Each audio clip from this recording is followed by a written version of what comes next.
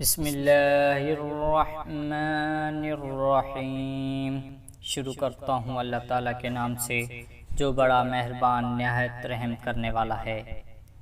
اے نبی، آپ کہہ دیجئے کہ جو جبرائیل کا دشمن ہو، جس نے آپ کی دلیل پر پیغام باری تعالیٰ اتارا ہے، جو پیغام ان کے پاس کی کتاب کی تصدیق کرنے والا اور مومنوں کو ہدایت اور خوشخبری دینے والا ہے، تو اللہ بھی اس کا دشمن ہے۔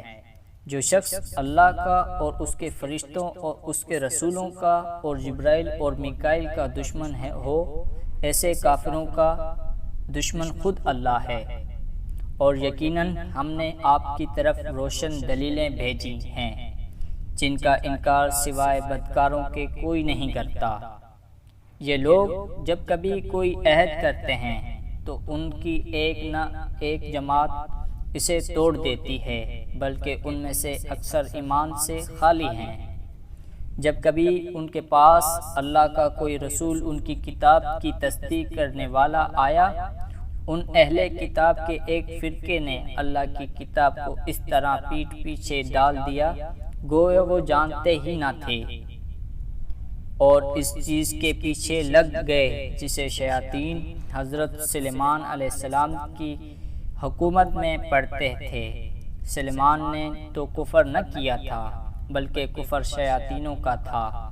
وہ لوگ جادو سکھایا کرتے تھے، اور بابل میں ہاروت ماروت وہ دو فرشتوں پر جو اتارا گیا تھا، وہ دونوں بھی کسی شخص کو اس وقت تک نہیں سکھاتے تھے جب تک یہ نہ کہہ دیں کہ ہم تو ایک آزمائش ہیں، تو کفر نہ کر۔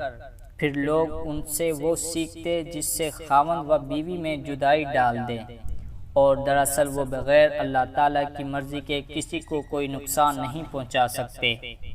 یہ لوگ وہ سیکھتے ہیں جو انہیں نقصان پہنچائے اور نفع نہ پہنچا سکے، اور وہ بالیقین جانتے ہیں کہ اس کے لیے والے کا آخرت میں کوئی حصہ نہیں، اور وہ بدترین چیز ہے جس کے بدلے وہ اپنے آپ کو فروخت کر رہے ہیں۔